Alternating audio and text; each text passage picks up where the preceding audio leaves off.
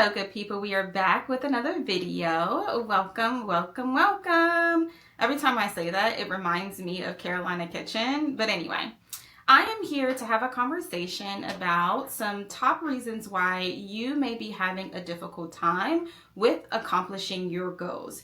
I want to start this by saying I know that we are at the top of the year, and so everyone has a full list of all of the things that they would like to do in the year of 2025, and I absolutely love that for you. I did a short version of this topic on Instagram, but because of the time constraints, I felt like it would be beneficial to give you a little bit more insight into my point of view about how we set goals and how we can be successful. And I think that the best way to start is by tackling some of the reasons why I see most people struggle with accomplishing or meeting their goals. The very, very first thing I will say is everywhere you go, there you are. I heard this quote maybe a couple of years ago, and it blew my mind. And essentially what it means is you are going to be you. You are going to show up the way in which you show up in every aspect of your life. Your strengths, your challenges, the things that you don't do well will show up in every part of your life. So if you are not consistent, that's going to show up at work. That's going to show up in your relationships. That's going to show up in your self-care. If you are not trustworthy, that is going to show up in your career. That's going to show up in your relationship. That's going to show up in how you feel about yourself. So before we even get to tackling goals, I like to tell people to think about the core characteristics that you want to work on that essentially show up or are consistent throughout your life and in different spaces.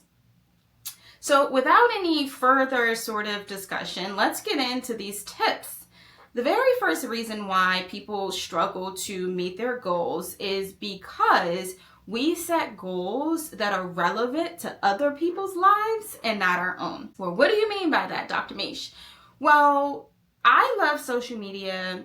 I love the way that the internet has given us the freedom and the access to stay connected to people, to keep abreast with people's lives, and to know more about people's situations than sometimes they know about their own. However, what I've seen is because we have this constant access to social media and other people's lives, we typically set goals for ourselves based on what's going on in other people's worlds and not our own. So you see other people with the fancy houses or the cars or the children or the marriages or the new jobs or the social media content creators that's getting brand deals or the people who are waking up at 5 a.m. in the morning, not me.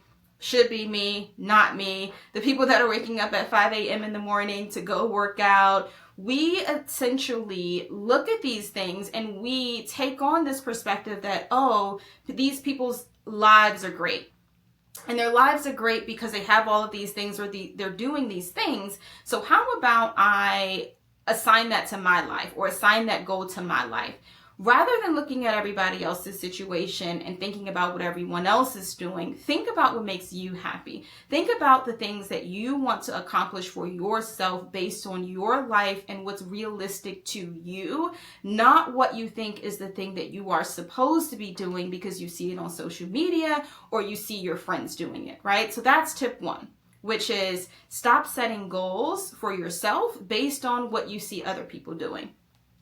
The second common thing that people struggle with is creating goals that are realistic and goals that are measurable. We like to say things like, I want to be wealthy, I want to be healthy, I want to be fit, I want to have more knowledge, right? And there's nothing wrong with any of that. The issue, though, is that those things are what we call constructs. What's a construct? A construct is an abstract term that has multiple meanings. What it means to be wealthy for Tamisha can be very different than what it means to be wealthy for you, the listener. What it means to be healthy for Tamisha can be different for what it means for you to be healthy. And so rather than trying to tackle a goal from a construct perspective, break it down into things that can be measured because you can't measure constructs. The reason why you can't measure constructs is, again, because there's so many different meanings to them. So if I want to be wealthy, then I might create a goal list or some SMART goals or objectives that says I will pay down X amount of debt within 3 months. I will save X amount of dollars by the end of the year. I will learn 3 new things to invest in, or how to invest in 3 new things. I will take a better look at my retirement plans or at my current savings plans. Those are things that we can actually track and things that we can actually see. Next reason why we have a difficult time with accomplishing goals is because we don't give ourselves grace, right? Grace, grace, grace, grace, grace. I am an advocate for grace. I'm an advocate for giving myself grace. I'm an advocate for giving people grace. Whenever anyone meets me, I always say, if you're learning me, I am not a perfect person. I have my flaws. I have my things that I do not do well, and I have some of the things that I do great. When you don't give yourself grace in the goal setting process, what's going to happen is when you fail or when you misstep, you will sit and stew on the failure and the misstep rather than thinking about the journey ahead of you, rather than thinking about how far you've come, rather than thinking about the fact that there's still a lot of room for you to grow and for you to make progress. When you don't give yourself grace, you give yourself a lot more room to quit and not enough room to keep going. So if I say to myself, hey, I need to pay down X amount of debt in 3 months, and I get to the end of the 3 months and I don't do exactly what I set out to do, rather than beating myself up, I am going to say to myself, hey, yes, you didn't necessarily pay down X, but here are the things that you did do correctly. Here are the things that you did accomplish. And here is the space in which you have room to grow. When I give myself grace, I go into the journey believing that I am going to make a misstep. The thing is, a lot of the times, the goals that we are trying to accomplish, whether it's tangible or internal within ourselves and our thinking process, are things that we have done or patterns that we have had for years, sometimes decades. You cannot expect to wake up tomorrow and do all of these things different. You cannot expect to wake up tomorrow and it be like a light switch when you are undoing years worth of thinking this way, years worth of patterns, right? Especially if you are on the path of breaking generational sort of patterns and beliefs. It takes time. So when you don't give yourself grace in this goal setting process, you are less likely to succeed. And essentially, that is because you are going to make a misstep. We just are. And to me, I think that's the beauty in the story. I think the beauty in the story is having a discussion about how this was not a linear process. Here are the ways in which I misstepped. Here are the ways in which I could have grown. Here are the ways in which I would do things differently. That is a true story. And I'm not saying that you have to experience trauma or turmoil to reach your goal. I am just simply saying that you will experience setbacks, and that's okay. The next reason we struggle with accomplishing our goals is analysis paralysis. You spend all of this time thinking about the barriers, thinking about the reasons why you can't accomplish the goal. I want to be wealthy. Well, I can't be wealthy, or I can't pay down the debt because I have this bill, I have that bill, I have to do this, I have to do this over here. I don't know how to save. I don't know how to pay down debt, right? And all of those things can be true. And I am not saying that you should not be realistic in having those conversations with yourself. I am just simply saying that when you are trying to accomplish a goal and you're thinking about all of the barriers that are put in front of you, it makes it very difficult for you to see the light and very difficult for you to focus on the solutions. So rather than connecting yourself to the problem and connecting yourself to all of the reasons you need to consider taking the next step, think about the ways in which you can go after the lowest hanging fruit. What do I mean by the lowest hanging fruit? Some people will tell you that the best thing that you can do when trying to achieve a list of goals is to go after the more complex, complicated goals first. Now, do what is best for you, right? I always say that when you are having a hard time connecting with your goals and achieving your goals, sometimes it's okay to not start with the most complicated and to start with the lowest hanging fruit. The lowest hanging fruit are the things that you can do that feel natural and feel easy to you. Our brains are processed to thrive on reinforcement, not punishment, right?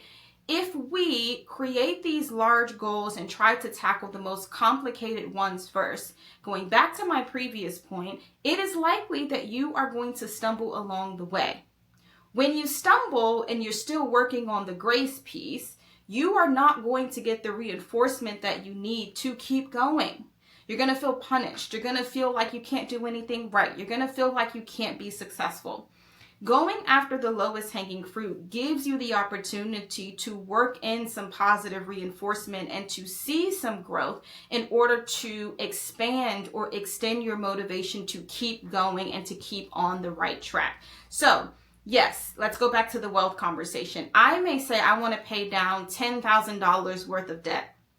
In doing that, that is great, right? But what if I just said in 3 months, I'm going to target $400 or $500 or $1,000, right? That gives me the opportunity to tackle the lowest hanging fruit or the things that feel easier, right? Let's say that my goal is to lose 100 pounds. And in that, I have a list of SMART goals that says that I want to get up at 5 o'clock in the morning to go work out, or I want to eat within my calorie range, or I need to also stop drinking soda, right? Think about the easiest thing for you to do out of all of those. For me, that 5 a.m. wake up call ain't gonna be it, right? The thing that may be it for me is something a little bit more simple. So think about the simplest things that you can do on your goal setting list to capture the lowest hanging fruit before moving on to the next one so that you can give yourself some sense of motivation and some effort to push on.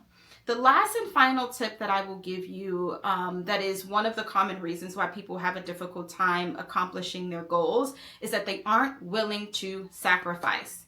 You have to say no sometimes more than you are saying yes in these goal setting seasons and in these journeys. I know how complicated that can be. I know how sometimes saying no can cause conflict both within ourselves and within relationships and within outer spaces.